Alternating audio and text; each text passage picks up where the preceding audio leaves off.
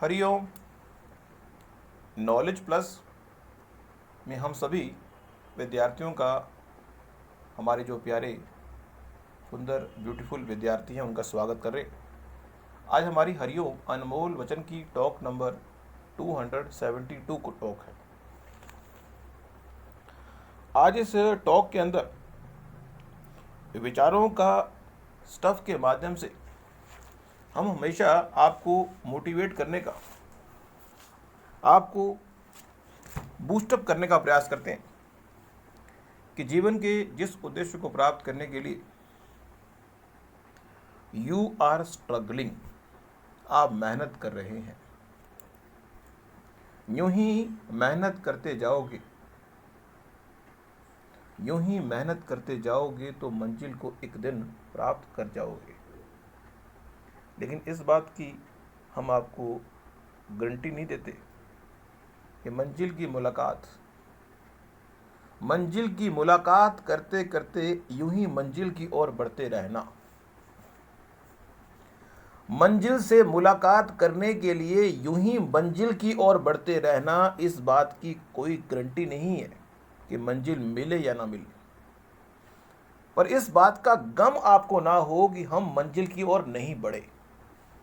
आज हम बात कर रहे हैं एजुकेशन के बारे में। इस संसार में व्यक्ति अपने सपनों को पूरा करने के लिए प्रयास करता है, तत्परता दिखाता है। लेकिन यहाँ हम बात कर रहे हैं एजुकेशन की कि वो पढ़ाई जो है वो 3 प्लेटफॉर्म पे हो सकती है। जब बच्चा स्कूल जाता है तो स्कूल या तो वो बॉयज़ के स्कूल में जाएगा अगर वो बॉय है तो, और गर्ल्स के स्कूल में जाएगा अगर वो गर्ल है। मीन्स पढ़ाई जब बंदा करता है तो ये चीज़ बड़ा असर डालती है आपके सपनों को पूरा करने में कि आपने को एजुकेशन ली है या आप लड़कों के स्कूल में पढ़ाई की है, आपने लड़कियों के स्कूल में पढ़ाई की आपने, या आपने उस स्कूल में पढ़ाई की जहाँ पे लड़का और लड़की दोनों पढ़ते थे। ये चीज़ हमारे एजुकेशन के बैकग्राउंड को भी प्रभावित करती है, हमारी सोच को भी प्रभावित करती है। इसलिए नॉर्मली आज के मॉडर्न ज़माने में एक बच्चा यदि को एजुकेशन में जाएगा तो वो अपने आप को विकसित करेगा। दोनों के प्लेटफॉर्म से, मेल या फीमेल, दोनों के पॉइंट से जरूरी है कि एजुकेशन को एजुकेशन वो एक बेसिक अंडरस्टैंडिंग मेल और फीमेल, लॉन्ग टर्म में मेल और फीमेल की अंडरस्टैंडिंग को बढ़ाने के लिए बहुत जरूरी है। आप इसके पॉजिटिव एस्पेक्ट को देखें, नेगेटिव को नहीं देखना। हमने हमेशा प्रयास किया है कि always try to be, don't try to carry negative from Hariom Anmol Vachan और Hariom knowledge plus. Don't try to carry negative. इस संसार में यदि आप नेगेटिव को कैरी करने लगे, नेगेटिव को कैरी करते करते यदि आपने अपने माइंड में नेगेटिव के वृक्ष को बो लिया तो उसकी हवा, उसका जो पत्ते हैं वो कभी भी आपको पॉजिटिव जो हवा है वो आपकी तरफ आने नहीं देगी। So always try to be positive. अब एक पॉइंट हमने यहाँ पे दिया कि को एजुकेशन हमारे माइंड सेट को अच्छा विकसित करती है, जो ज़रूरी है। लेकिन इसका मतलब ये नहीं कि हम आपको ये बाउंड कर रहे हैं कि आप अपने बच्चों को एजुकेशन में डालें। यदि बाय चांस वो बॉयज़ में और गर्ल्स में पढ़ाई कर रही हैं तो करते रहने दें, लेकिन एक स्पेसिफिक प्लेटफॉर्म के बाद उसको चेंज ओवर हम करते हैं। समाज करता है कि कॉलेज में बॉयज़ और गर्ल्स अलग इकट्ठे होते हैं। स्कूल में भी, कई स्कूलों में भी को एजुकेशन है। लेकिन हम ये नहीं कह रहे कि आप अपने स्कूल के बच्चे को अपने स्कूल से निकाल के उसको को एजुकेशन में डाल दें, ये आपका फैसला है। लेकिन यदि नया अपॉर्चुनिटी आपको मिलती है तो आप को एजुकेशन प्लेटफॉर्म को चूज करें, ज़्यादा बेहतर है। बेशक को एजुकेशन के संबंध में कुछ नेगेटिव धारणाएं भी हैं, लेकिन फिर भी लॉन्ग टर्म प्रोस्पेक्टिव से ये चीज़ अच्छी रहती है। मतलब कहने का ये है कि को एजुकेशन में बच्चे की ग्रोथ ज़्यादा होती है, भैया की अलग वो एजुकेशन लेता है।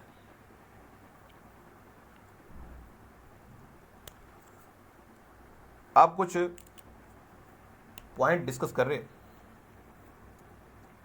दुनिया में जो व्यक्ति भी महान बनने के बारे में विचार करता है, उसको अपने माइंड में ये बात बिठानी होती है कि उसका सिर्फ दूसरों के ऑर्डर को फॉलो करने का अधिकार है। बस उसकी लायबिलिटी, उसकी ड्यूटी यह है दूसरों के ऑर्डर को फॉलो करना। आपको ऑर्डर देने का अधिकार नहीं है। एक माइंडसेट दे रहे हैं आप। आपको कोई राइट नहीं है कि दूसरे को आप आदेश दें। नॉर्मली अपने कामों को अपने आप करने की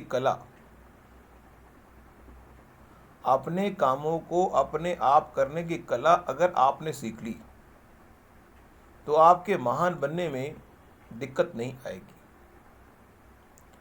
लेकिन इस संसार में जो महान बनना है, उम्र के उस पड़ाव में व्यक्ति चाहता है कि मेरे सपने जो है उम्र के उस पड़ाव में पूरे हो जाए जब मेरी उम्र 25 साल हो, 30 साल हो, 40 साल हो। अब जिस व्यक्ति की उम्र 18 साल है, वो उम्मीद करता है कि मेरे जो सपने हैं, क्या एक व्यक्ति के सपने जो हैं वो एक डेडलाइन की तरह है? इस संसार में सपने हैं वो एक प्रकार के कॉन्टिन्यूस टेंस में काम करते हैं। 18 साल का बच्चा है तो वो कहता है 25 साल में मेरी नौकरी लग जाए, नौकरी लग गई। 30 साल की उम्र में वो कहता है कि मेरी शादी हो जाए। तो जो सपने हैं, जो ड्रीम हैं, जो गोल हैं, वो तो वन बाय वन बढ़ते रहेंगे। लेकिन फिर भी लाइफ के दूसरे पड़ाव में आप अपने सपने को वाइंड अप कर सकते हैं या अपने सपने को मिशन का रूप दे सकते हैं जो कि ख़त्म ही नहीं होगा।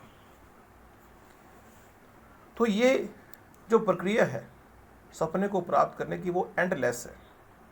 एक सपना पूरा हुआ, दूसरे सपने की तलाश व्यक्ति कर रहा है। एक सपना पूरा हुआ, दूसरे की वो तलाश कर रहा है। दूसरा पूरा हुआ, तीसरे की तलाश कर रहा है। लेकिन यहाँ पे हम एक फिलॉसफी बताने का प्रयास कर रहे हैं कि इस संसार में व्यक्ति के मन में यह भ्रम होता है कि मेरे सपने को पूरा करने के लिए बहुत सारे लोग आगे आएंगे।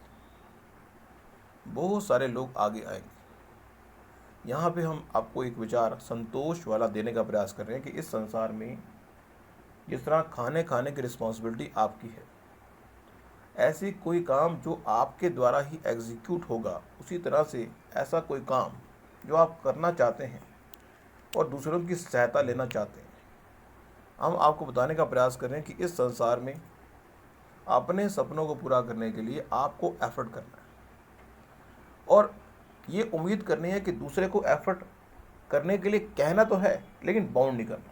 हमने पहले भी कहा था कि गुरु और शिष्य, हमने एक विचार दिया था कि इस संसार में गुरु वो अच्छा है जो अपने शिष्यों को कहे कि ये मैं बता रहा हूँ समझ ले, और गुरु कभी भी अपने शिष्यों को एक लिमिटेड दायरे में बाउंड करे यदि शिष्य वो चाहता है। गुरु शिष्य का जो संबंध है वो इतना ज़बरदस्त है कि अगर शिष्य गुरु की बात को मानता है तो गुरु को अच्छा लगता है और गुरु ब्लेसिंग देता है और उस ब्लेसिंग से गुरु का शिष्य का उद्धार होता है।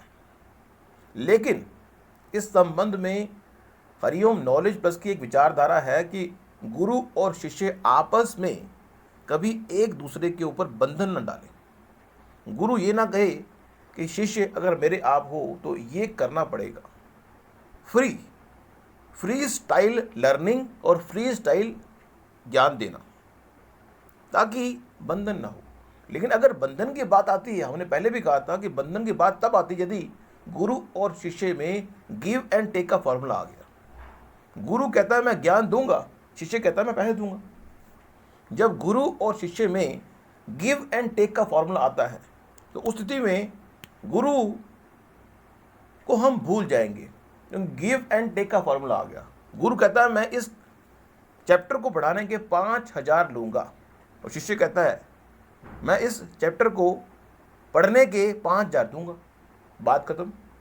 लेकिन वो गुरु आपके लाइफ में क्या प्रभावित करेगा वो अलग इशू है, लेकिन कीमत डिसाइड होगी।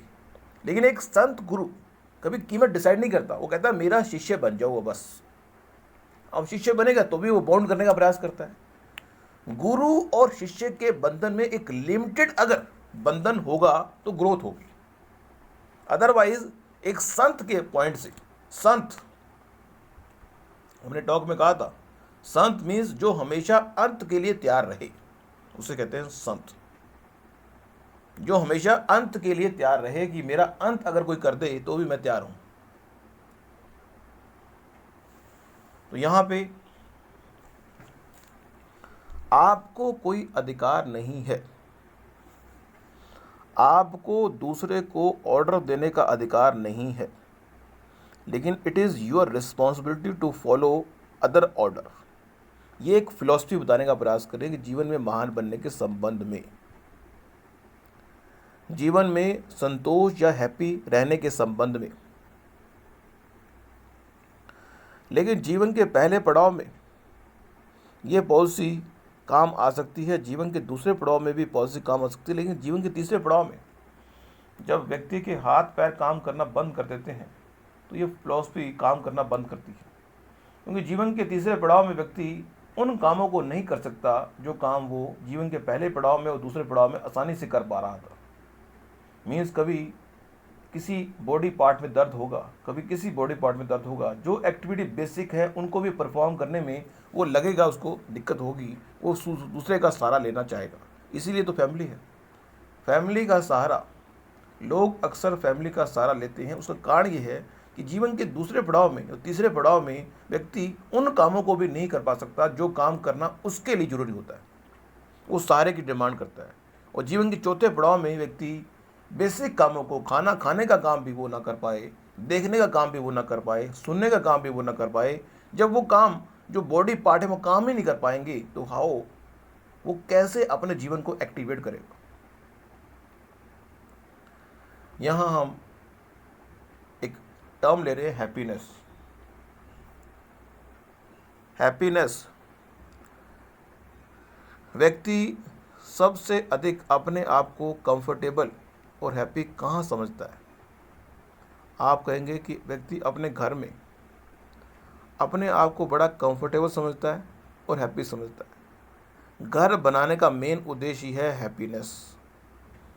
घर चाहे एक कमरे का हो चाहे ज़्यादा कमरे का हो, लेकिन उसका उद्देश्य क्या है? हैप्पीनेस। अगला विचार ले रहे यहाँ पे कुछ डायलॉग के माध्यम से आपको बताने का प्रयास करें कि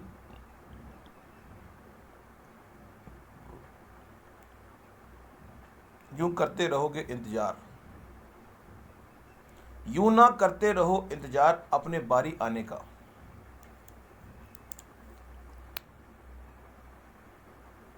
चलो ये डायलॉग हम पूरा कर देते हैं। यूं ना करते रहो इंतजार अपने बारी आने का, यदि आप जवान हो तो किसी और विकल्प के बारे में विचार करो। तो आज की इस टॉक में इतना ही। नेक्स्ट टॉक में कुछ और जानकारी देंगे। Thank you so much for listening and always supporting Hariom knowledge plus.